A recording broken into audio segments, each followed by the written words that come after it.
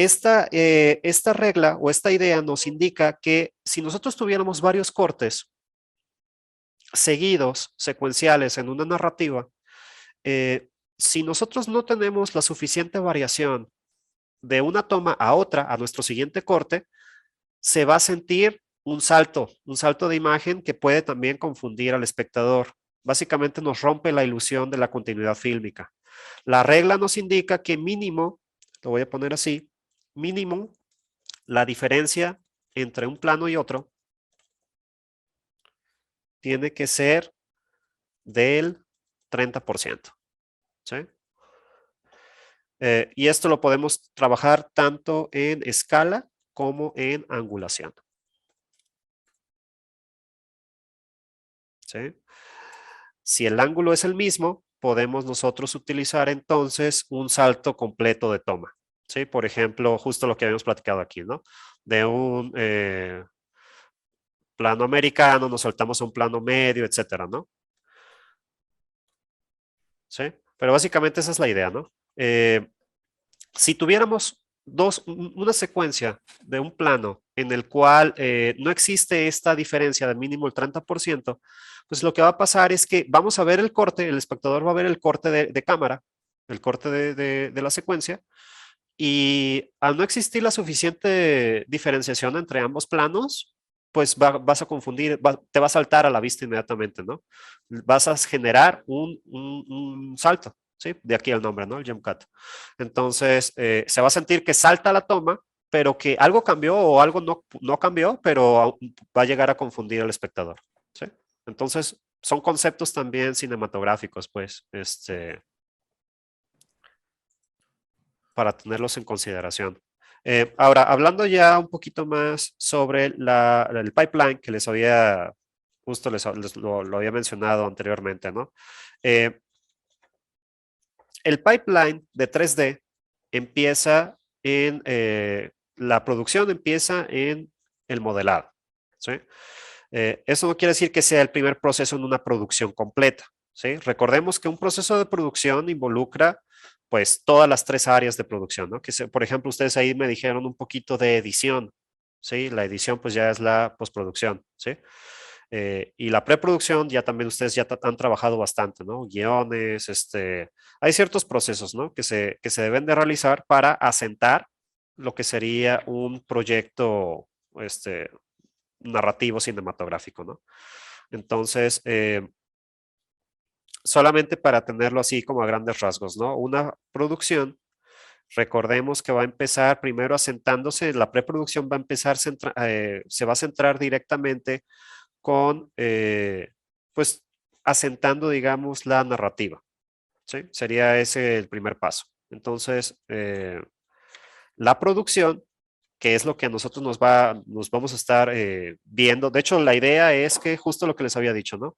Eh, vamos nosotros a ser generalistas y esto lo que quiere decir es que vamos a conocer todo el flujo de trabajo, o sea, vamos a ver las diferentes áreas que competen a una producción de 3D, ¿sí?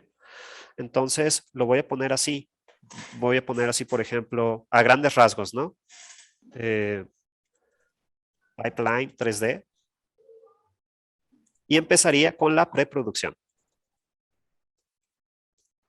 La preproducción, pues ustedes ya saben que se deben de generar diferentes elementos. De hecho, por ejemplo, aquí en esta etapa, pues se van a crear diversos guiones. Recordemos que hay varios, ¿no? Por ejemplo, está el guión narrativo o literario. Está, por ejemplo, el guión técnico, ¿sí? Tenemos aquí más abajo, por ejemplo, shot list, que básicamente es el listado de todas las tomas y la composición de los encuadres que vamos a estar realizando, ¿no? De todo el proyecto, ¿sí? Eh, tenemos también sketches, que todos estos bocetos, estos dibujos, pues se van a estar creando en la parte de la preproducción de un proyecto, ¿sí? Tenemos eh, lo que sería el storyboard,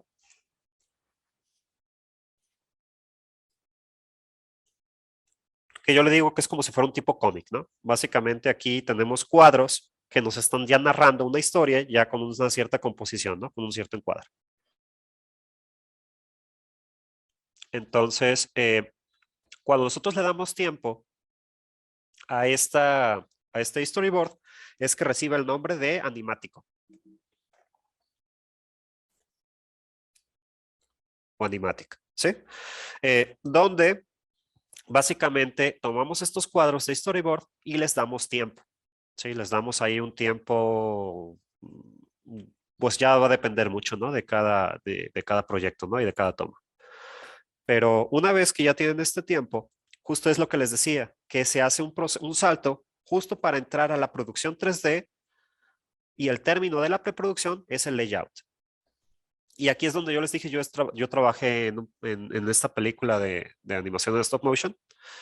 El director se llama Luis Telles y creo que sigue en producción, pero la cuestión es como se les acabó el presupuesto, pues pues ustedes ya saben, ¿no? Pueden ser procesos grandes, lentos, tardados y más en stop motion, ¿no? Digo, la experiencia estuvo muy padre. De hecho, se grabó acá en Guadalajara, en una parte que se llama el Trompo Mágico. Tiene varios hangares y, y tenían, creo que eran como cuatro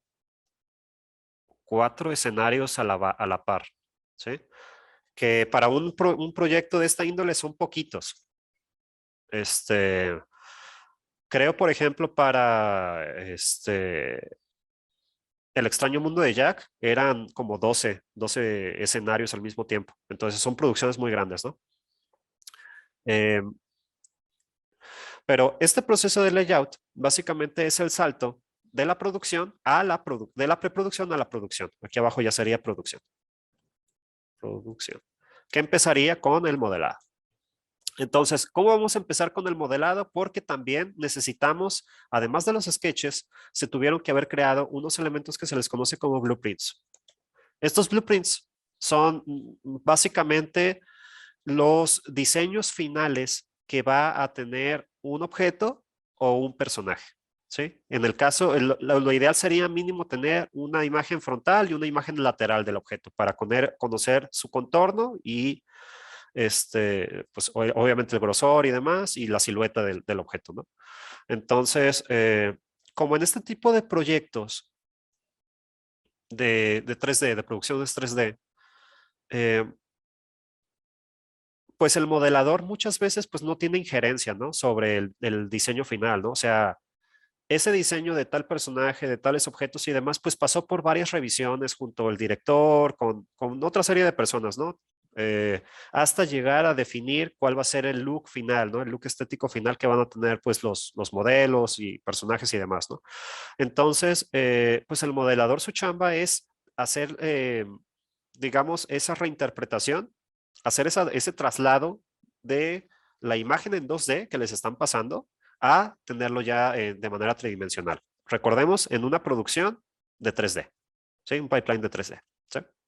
¿Qué es lo que nos atañe a nosotros? Pues, si fuera de stop motion, pues también tiene su serie de procesos y de flujo de pipeline. De hecho, si quieren, ahorita podemos ver también un video del flujo de pipeline de una producción de stop motion, pues. Pero cada uno de ellos va a variar. Por eso es lo que les digo. El pipeline va a depender mucho de, obviamente, el proyecto que se esté trabajando y del estudio. También cada proyecto pues tiene sus características propias, ¿no? Si el proyecto, por ejemplo, requiere de grabar en real time, ¿no? Algunos, a lo mejor con trajes, ¿no? Hacer motion capture o hacer, por ejemplo, scanning de 3D, no sé. O sea, pueden ser muchos los procesos que a lo mejor pues se pueden ir implementando, ¿no? Por ejemplo, ¿dónde van a renderizar, no? Pues que a lo mejor algunos pueden hasta utilizar un motor de videojuegos, pues, digamos un Real, ¿no? Para hacer. Entonces, eso se añade al proceso de pipeline, ¿no? De 3D. Pero digamos, procesos más tradicionales, pues tendrían como este esquema, ¿no? La idea aquí sería generar ciertos guiones, tenemos este guión narrativo, tenemos el shot list. Si ya tenemos, por ejemplo, el guión literario y el shot list, podemos generar el guión técnico, ¿sí? Que básicamente son las acciones con tiempos y con, pues, los encuadres, ¿no? Que se van a trabajar. De la parte visual tenemos sketches, bocetos y demás, hasta llegar a los blueprints, ¿no? Que serían, digamos, los diseños finales aprobados ya por el director o por el jefe del departamento y demás, que nosotros pues tendríamos que hacer, en nuestro caso de modelado 3D, pues tendríamos que hacer ese traslado, ¿no? De una imagen de 2D a un objeto tridimensional. Eh, Storyboard básicamente es añadirle imágenes visuales a un guión literario y el animático o animatic básicamente es darles tiempo, ¿no? Agarramos estos cortes de una secuencia. Ahora, aquí es la problemática, ¿no? ¿Cuántas imágenes requerimos? Bueno, lo ideal aquí, por ejemplo, al estar trabajando con un storyboard, es pues tratar de ser lo más descriptivo posible, ¿sí?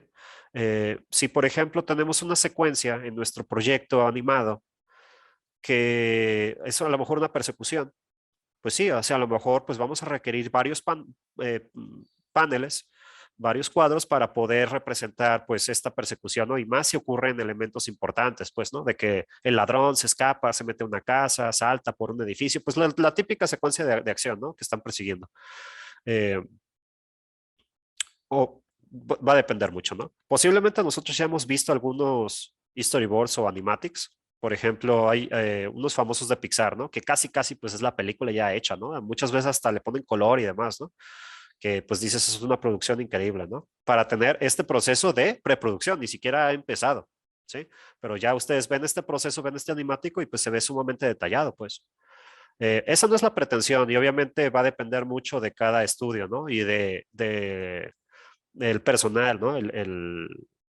Este, pues el recurso humano que tengamos, pues.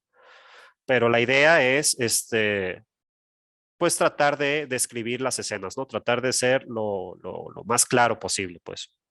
Eh, entonces, les digo, este proceso de layout básicamente es hacer el traslado de todo el animático a un entorno tridimensional. Entonces, por ejemplo, vemos cuáles van a ser las escenas y con puras primitivas, con, digamos, círculos, cubos, esferas y demás, objetos sumamente simples, armamos el escenario, así sumamente tosco, en mega baja resolución, ¿no? Pero la idea es ya tener, digamos, el espacio tridimensional donde se va a desarrollar escena A y la escena B y así sucesivamente, ¿no? De hecho, lo ideal, este layout, pues sería después también animar las cámaras y tener los movimientos, ¿no? Para poder tener ya la noción de cuánto va a durar cada escena, pero ya en un proceso ya tridimensional, ¿no? Ya, que ahí en este punto de layout, pues todavía podemos seguir ajustando, ¿no? Aquí es posiblemente nuestro primer acercamiento donde ya tenemos cierta flexibilidad para decir, ah, bueno, esta estaba, digamos, propuesta tal encuadre, pero aquí ya podemos empezar a jugar un poquito con la cámara, mover, rotar y demás, hasta encontrar a lo mejor pues ciertos valores o ciertos elementos pues que ya le gustan mucho más al director, ¿no? Entonces aquí se pueden hacer muchos ajustes pues a lo largo de hecho de todo, ¿no? La idea es que cada uno de estos procesos o etapas nos sirvan para ir definiendo ciertos elementos, pues es mucho más barato el hacer cambios, el hacer ajustes en todas estas etapas a en el modelado o posterior, ¿no? Imagínense después de que ya estamos animando un personaje y después a lo mejor hay problemas con el guión, que se ha dado, o sea, se sigue dando, pues, ¿sí? Eh, entonces esa es la problemática. Es ya muy costoso el hacer cambios drásticos, significativos a una producción en etapas ya muy avanzadas, pues. Estas etapas iniciales que son dibujos y demás, por eso es que aquí son sketches, ¿no? Estamos haciendo diferentes bocetos y demás, ¿no? Los guiones pues se siguen trabajando y antes de este guión, de generar un guión, hay varios procesos anteriores, ¿sí? Que es generar premisas, generar loglines y demás, ¿no? O sea, digamos, pues conceptos iniciales de cuál va a ser la narrativa de mi historia, pues, ¿sí? Y en estas etapas, pues claro que es muy fácil pues estar puliendo, cambiando, ver el número de personajes, si funciona, no funciona, etcétera, ¿no? Todos estos cambios que más adentrado, pues sí, ya repercuten bastante en costos, ¿no? ¿Sí? Entonces tenemos layout, tenemos en la parte ya de producción digamos aquí era la preproducción, aquí lo voy a separar, empezaríamos con el modelado, ¿sí? Y el modelado pues es justo lo que les digo, ¿no? Vamos nosotros a hacer esta transición de los blueprints, que básicamente son los diseños finales de los objetos, de los personajes y demás, hasta ya tenerlos en 3D. Ahora, este 3D es justo lo que les decía. Tenemos el modelo, digamos, imagínense un material genérico grisáceo de arcilla o lo que sea, ¿no? Pero posiblemente pues va a requerir determinadas texturas, determinados colores, etcétera, ¿no? Entonces, para poder texturizarlo, necesitamos hacer un proceso intermedio que se le conoce como UVs, ¿sí? Los UVs es básicamente coordenadas de textura, que habíamos ya platicado un poquito, pero nos van a servir para poderlo texturizar, ¿sí? ¿Y cómo texturizamos este objeto? Pues hay diferentes procesos. Y también es aquí cuando les digo que cambia mucho el pipeline de un estudio a otro. El pipeline básicamente es la suma de los programas y de los procesos dentro de un flujo de trabajo en un estudio, ¿sí? Entonces,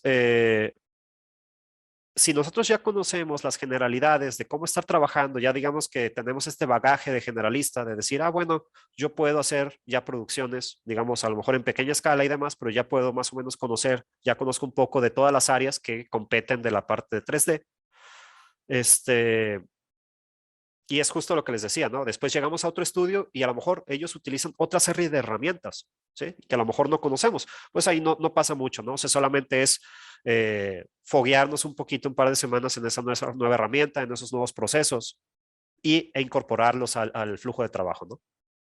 Entonces, para la parte de texturización, pues puede ser desde procesos tradicionales como estar abriendo Photoshop o cualquier programa de edición de imagen y estar descargando texturas de internet con pinceles, etcétera, ¿no? Cortando, pegando y acomodando las texturas, ¿no?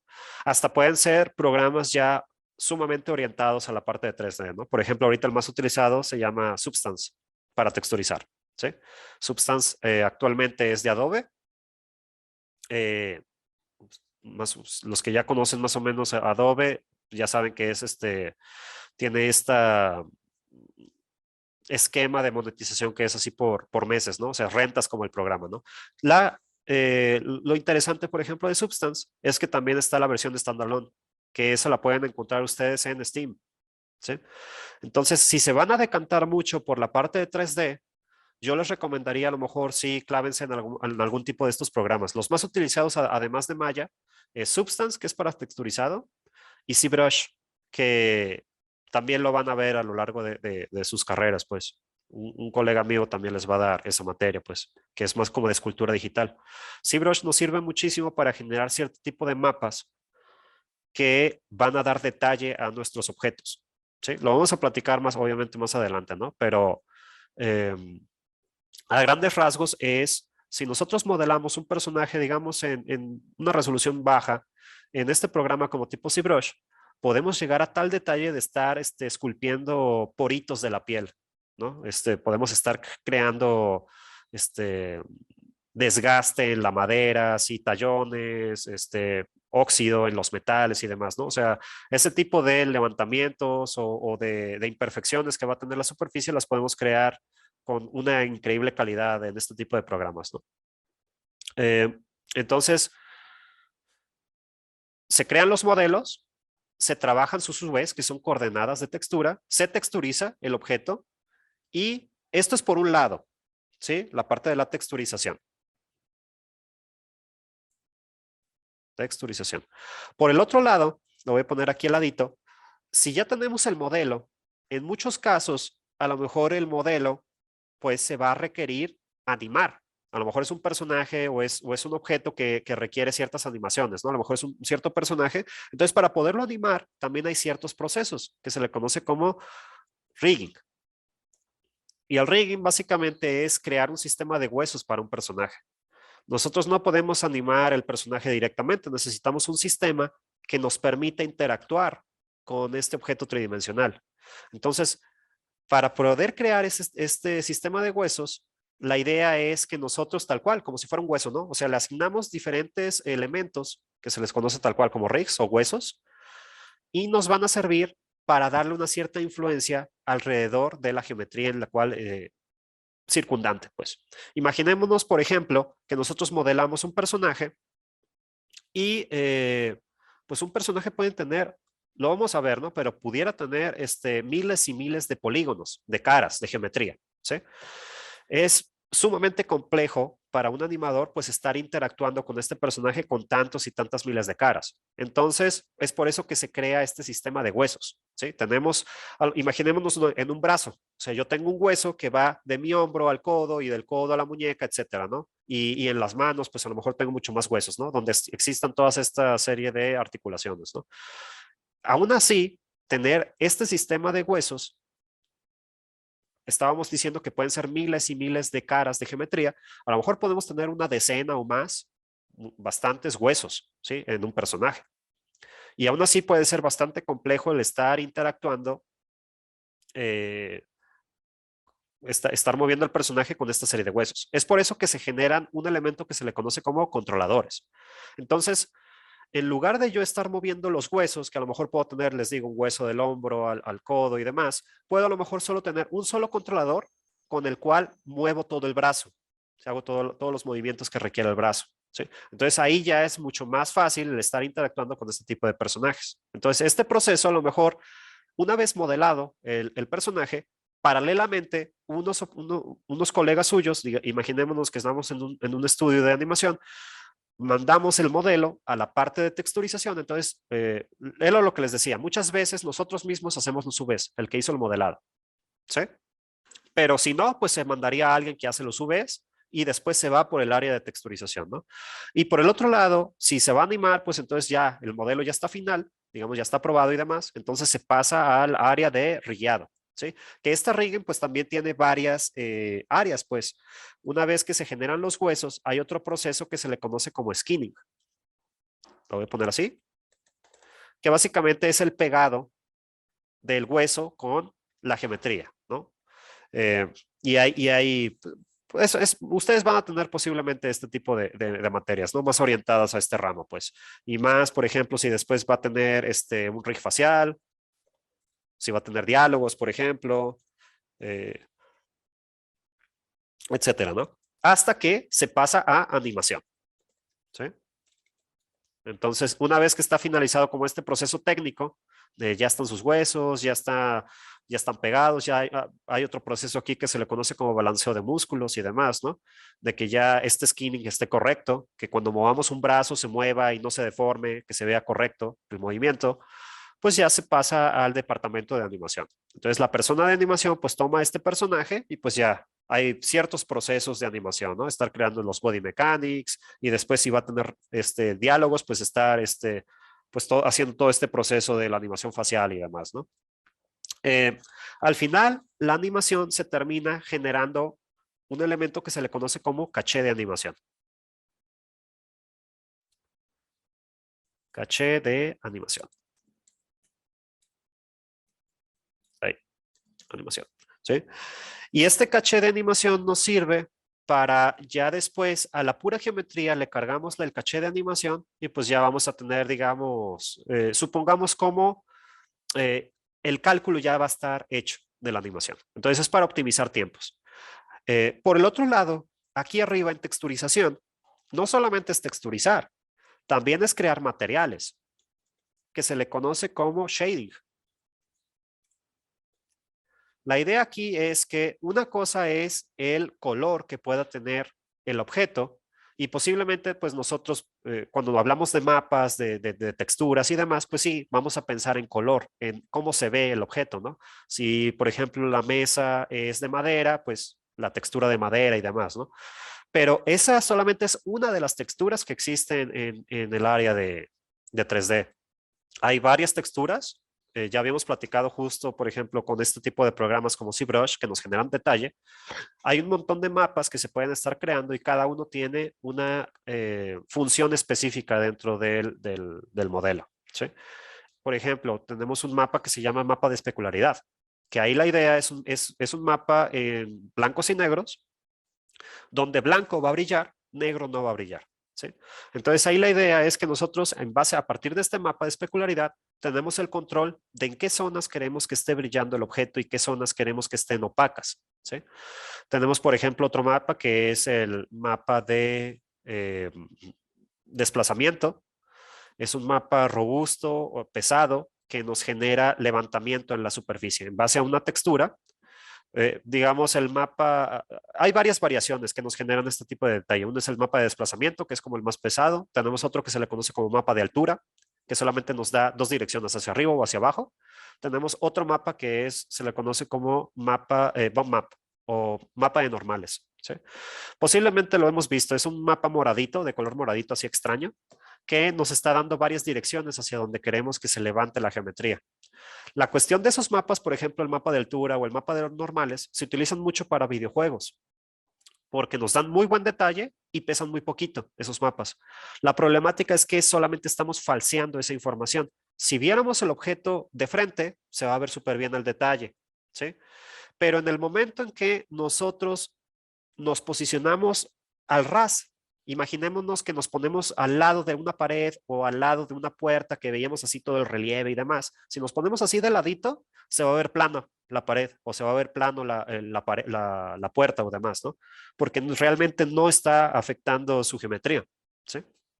Entonces, les digo, hay un montón de mapas y todos esos se van a crear desde la parte de texturización y ajustándolo con los materiales. Entonces aquí tenemos otro proceso intermedio también, bueno, paralelo, ¿no? Que sería la iluminación, pero esta iluminación está pensado en el ajuste del material. Recordemos, justo les había dicho, ¿no? Tenemos varios mapas, por ejemplo, mapa de brillos y demás, que afectan directamente a la luz, ¿sí?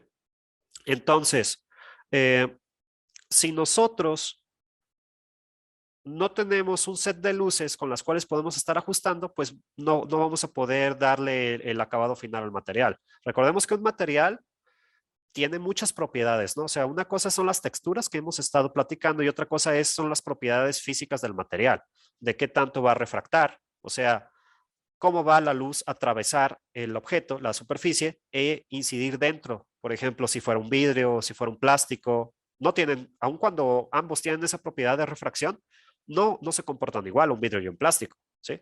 O, por ejemplo, la reflexión, o sea, que la luz refleje sobre la superficie. Si tenemos un metal, por ejemplo, refleja de una forma, porcelana refleja de otra, etcétera, etcétera, ¿no? Entonces, estas propiedades físicas se pueden hacer esos cálculos dentro de Autodesk Maya, ¿sí? Entonces, este proceso, pues, es estar tanto creando texturas, creando materiales, haciendo pruebas de iluminación para ver cómo se van a comportar las texturas y materiales. Y digo, pues son procesos complejos, ¿no? Pero que al final, ya que tenemos, por ejemplo, la iluminación de la escena y por el otro lado ya tenemos la animación, al final terminaríamos con el proceso del ensamble, sin assembly, ¿sí? O el ensamblado de la escena, ¿sí? En el cual, pues tal cual, empezamos a referenciar todos los archivos que conforman nuestro proyecto y ya después serían los siguientes procesos, ¿no? Que sería tal cual ya render y demás. De hecho, la producción se supone que terminamos con la creación de renders, ¿sí? En cuanto generamos los renders, ya lo pasaríamos a la siguiente área que sería la postproducción, ¿sí?